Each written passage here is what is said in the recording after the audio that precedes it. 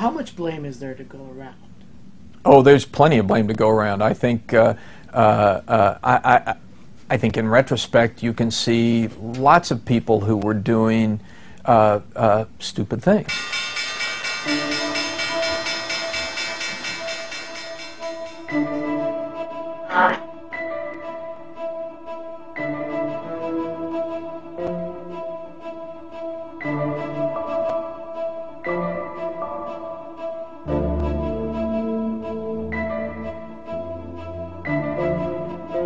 Whenever financial calamity strikes, people say, who is looking out for them? In this case, a lot of blame falls on the regulators. The regulators did not keep a careful eye on what was happening on Wall Street. Indeed, in some cases, they looked the other way. The regulators were too interested in watching Wall Street succeed and go from riches to riches. It was the proliferation of this kind of activity that led to the crisis that we found ourselves in 2008.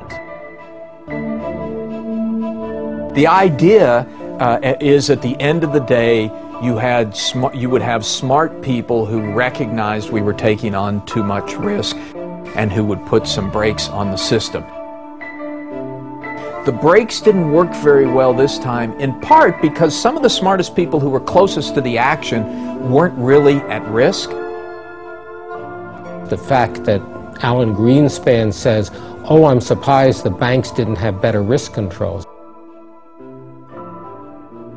Well, the purpose of a regulator is to make sure that the banks do have risk controls and that they're aware of what's going on.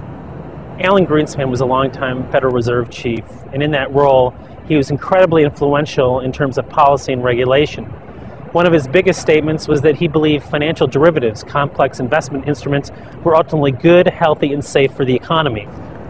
Warren Buffett, the greatest investor in America, said these were weapons of financial mass destruction. And after his term, he was called back to Congress to testify in relation to the financial crisis. In that testimony, he conceded that perhaps he had been wrong about derivatives and the need for greater regulation in the financial system. We are in the midst of a once-in-a-century credit tsunami. Central banks and governments are being required. The reason it was so uncomfortable to see Alan Greenspan testifying before that House committee and saying that basically what I got wrong was my fundamental understanding of how the system works. So the things we got wrong were not details. The things we got wrong were major checks and balances and safety valves in the global financial system. A significant rise in layoffs and unemployment. At the core of the problem were complicated financial assets called derivatives. These derivatives were placed before ratings agencies who had to rate whether they were really good or really bad. Invariably, they rated them all really good. Unfortunately, there was a lot of very risky, really bad debt in these instruments. The story of the credit rating agencies is a story of a colossal failure. Millions of investors rely on them for independent, objective assessments. There was huge failure by the rating agencies who clearly did not understand the things that they were giving AAA ratings to, because suddenly they don't have AAA ratings anymore, and that's a huge failure. The rating agencies broke this bond of trust. Rating agencies, one, get paid by the people who are selling the debt, and two, get paid the more debt that comes, the more they get paid. That is clearly creates a huge temptation to go easy. While a necessary player in the exploding market, the rating agencies were not the drivers of the train. The engine was powered by the low interest rates that prevailed after the turn of the century. The conductors were the lenders and the investment bankers who made the loans and packaged them into securities. And the rating agencies were the oilers who kept the wheels greased. I might add that the passengers on the train were the investors, and it was standing room only. This is not just about Lehman Brothers. These problems are not limited to Wall Street or even Main Street. This is a crisis for the global economy. One of the key moments of the financial crisis is when Lehman Brothers ultimately failed. Regulators had rescued Bear Stearns, but they decided ultimately not to rescue Lehman Brothers. This is now viewed as one of the most radical decisions of the entire crisis. A lot of people believe that the collapse of Lehman Brothers is what spurred the incredible downturn of the past 8 weeks. When Dick Fuld, the CEO of Lehman Brothers, testified before Congress, the Congress people asked him, why was Lehman allowed to fail? And he got choked up. He had no idea. This is going to be a question that is going to be debated for many years to come. The decision of whether or not to rescue Lehman Brothers really ultimately fell to three people: Fed Chief Ben Bernanke, Treasury Secretary Henry Paulson, and New York Fed Chief Tim Geithner. The three of them had decided to step in to rescue Bear Stearns, but in this case, some months later, they felt confident enough that Lehman could fail and not create a catastrophic situation. Perhaps because they wanted to show that there was moral hazard, that not everybody was going to get rescued. The problem was you wiped out debt holders, you wiped out preferred holders, you wiped out shareholders, and the net result was that really panicked people. And after then, you could see the crisis getting worse. Everybody in that room, everybody in the Fed realized that this was a very high-stakes game that they were playing, and that the consequences of failure could be really damaging for everybody. They weren't very good at explaining what they were doing.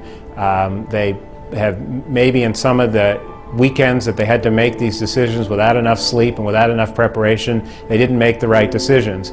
My judgment is that when you look at the whole, you look at the enormity of the problem, you look at the inadequacy of the government weaponry to deal with this, that he did a reasonably good job fighting the fire. I mean, these are some of the most massively complex financial institutions.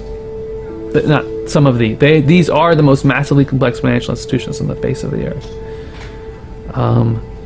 To create a structure to, quote, save them in a matter of hours is ridiculous. My sense is that Paulson had a strategy, a tactic in mind, which is that he wanted to get Wall Street, the rest of Wall Street, Goldman Sachs, Morgan Stanley, JP Morgan, all these other guys involved in fixing this problem, because he saw that the federal government was already being strained, and he felt the need to get them involved. And the only way to do that was to send them a very clear signal that they were going to have to get involved because the government didn't have their back on this one. In the end, I think they would both say in retrospect that it didn't matter, because even if they were willing to do something, they couldn't. They had no options, because Barclays and B of A were not ready and able buyers.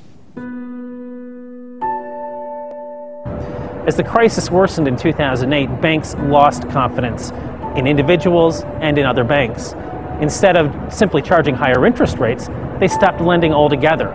This led to a vast reduction in credit and led the economy to a grinding halt.